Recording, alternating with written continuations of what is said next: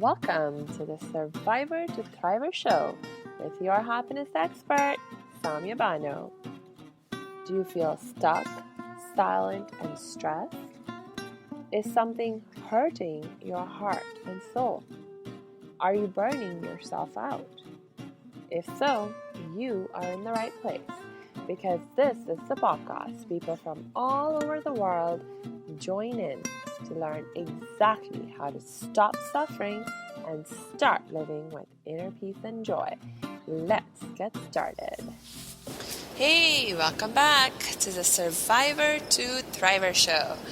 Last episode, we were talking about why it can be so hard to change our beliefs. And I was sharing with you that pretty much all our core fundamental beliefs, that is, the beliefs that define our sense of identity, our sense of reality, our sense of what is and isn't possible for us in our lives, in our world, in our universe, that these core fundamental beliefs are formed between the ages of 0 to 7 years old. 0 to 7 years old. That's pretty young, right?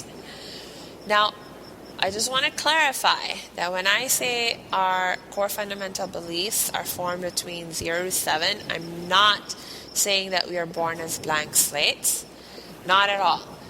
There's a lot of what makes us us that is determined by our genes way before we are born, right? As we are forming and we're growing, those things have already been determined, and certainly by the time we're born, those things have already been determined by our genes.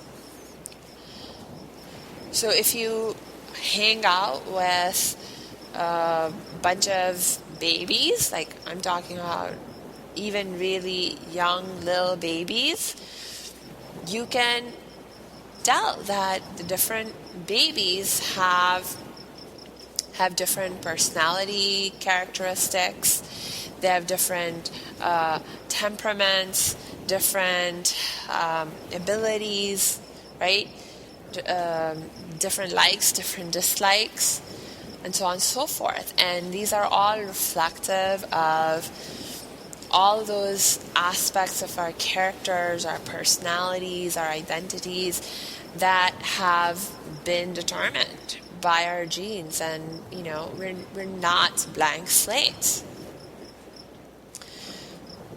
And at the same time, when we are born, we have a lot to learn, right? We have a lot of growing to do.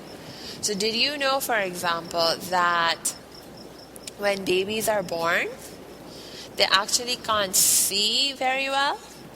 To a baby, pretty much everything appears kind of like out of focus and fuzzy. And it is only over the next so many days and weeks and months of its life that it begins to learn how to see better and better and better.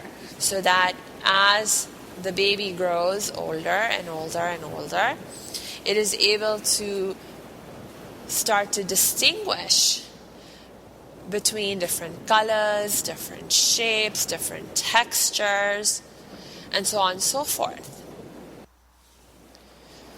Similarly, when it comes to our mental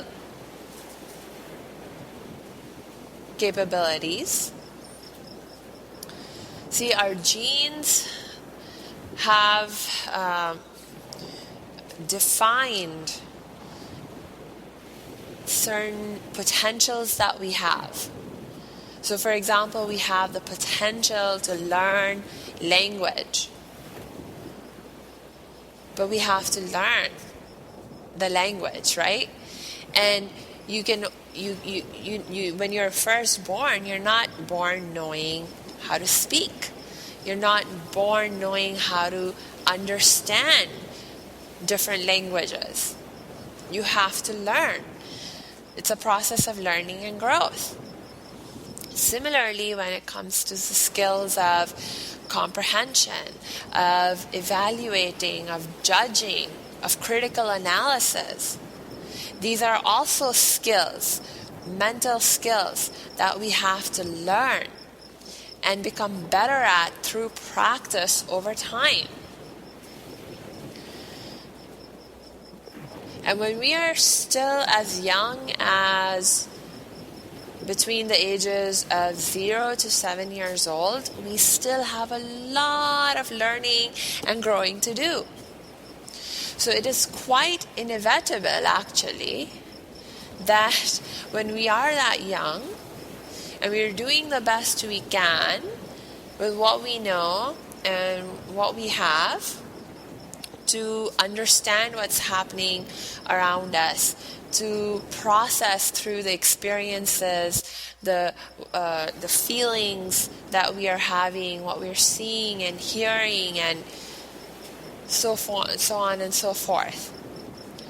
That we will make mistakes in how we understand what's happening. That we're going to misunderstand, misinterpret what's happening. And as a result of that, we will form some false beliefs. So for example, let's say, take the example of children who go through at a very young age the experience of having their parents separate and get divorced. It's pretty common to find that children in such situations will take on a sense of blame and guilt for their parents' separation or the parents' divorce. The child starts to think, oh, I was bad. I am bad. And that is why my parents separated. If the child sees his or her parents fighting, the child thinks they're fighting, it's my fault. I'm a bad child. I did something wrong and that's why they're fighting.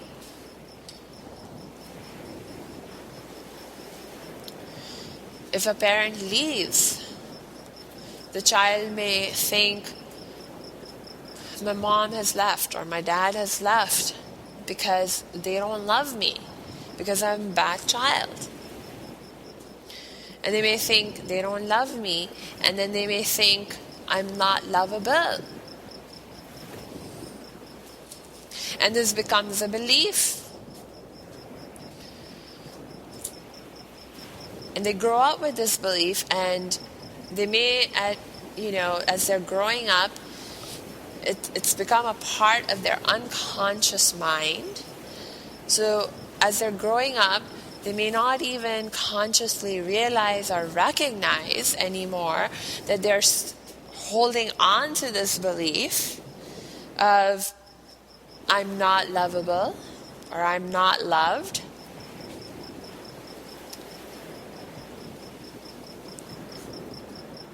And even though they don't realize and recognize it at a conscious level, it's still there and it's impacting the way they think and the way they feel and the way they act. And they may find themselves struggling to form healthy, happy relationships. And at the source of the conflicts, the problems, the challenges that they're facing in their adult relationships may be this core underlying belief that they formed between the ages of 0 to 7 years old, that I'm not loved, that I'm not lovable, and they don't realize it, they don't recognize it.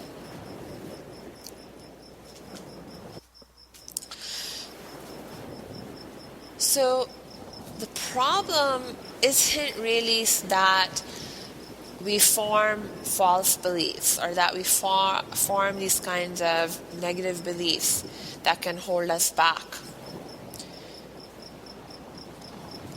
The problem is that we don't realize, that we don't recognize the false beliefs, the negative beliefs that we have.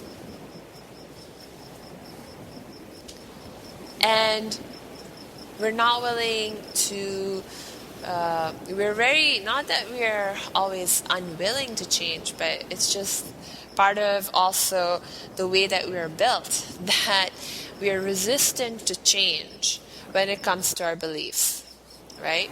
It's just part of the way that our system is set up. And to be honest, for the most part, the fact that our beliefs are resistant to change is a good thing. Because remember, our beliefs are having a causal impact on the way we think and feel and act.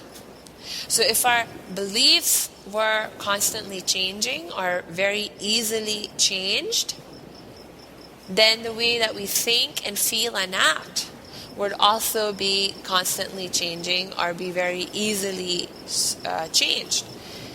We'd be very easily swayed and experiencing different emotions and different feelings and different thoughts. And that wouldn't be good at all, would it? Like, how confusing would that be?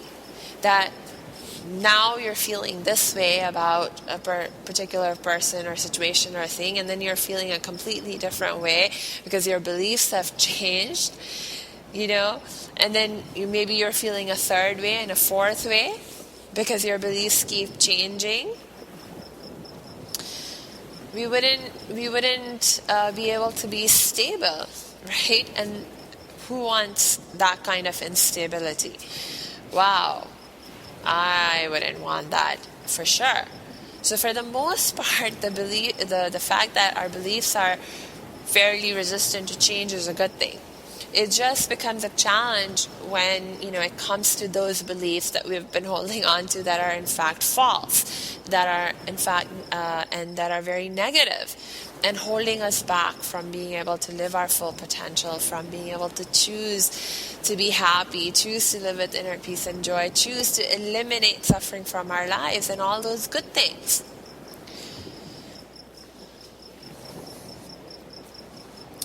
So the solution here is, number one, like we were talking about in the last episode, number one, you have to have a way of uncovering your beliefs, these core underlying beliefs that you have.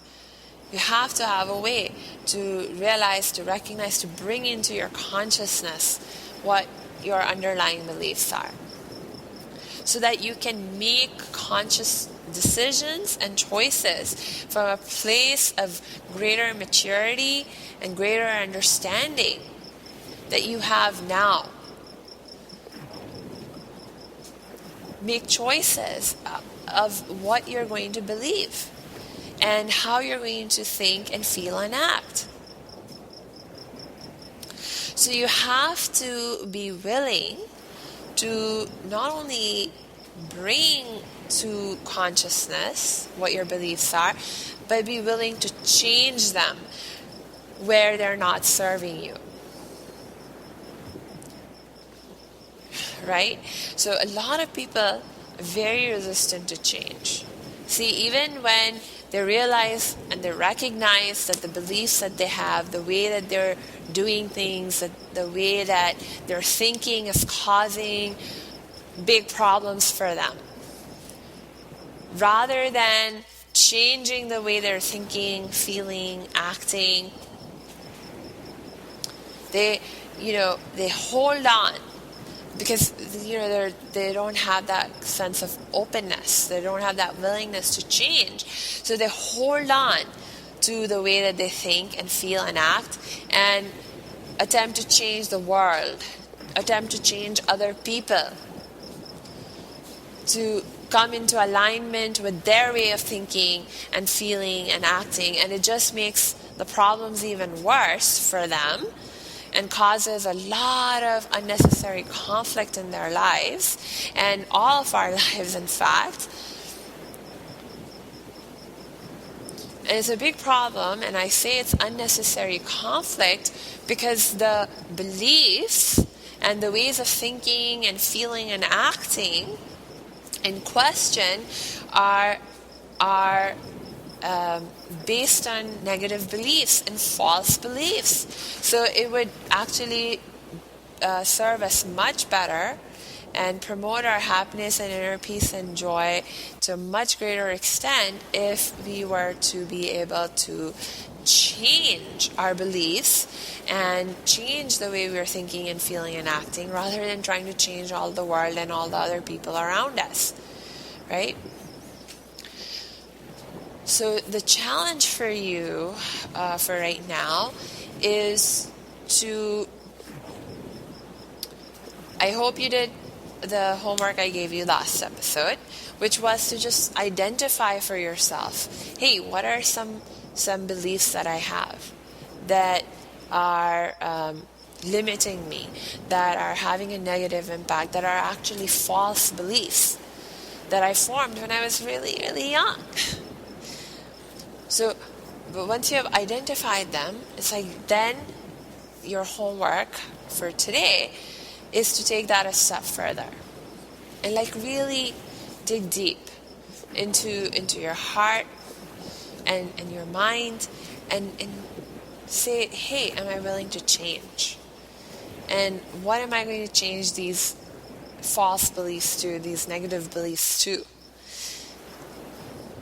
And come up with like a plan of action for how you're going to create that positive change for yourself.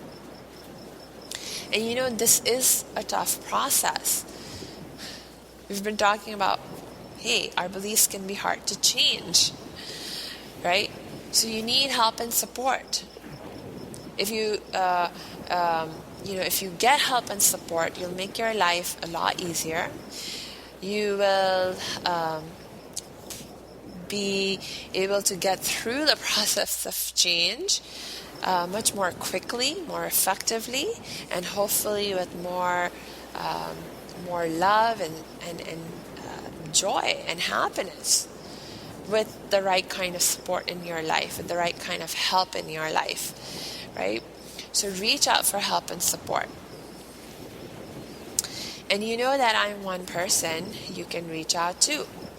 Just go to my website at www.academyofthriving.com, click on the Contact Us page, and you'll see how we can connect. So until next time, I wish you lots of peace and joy.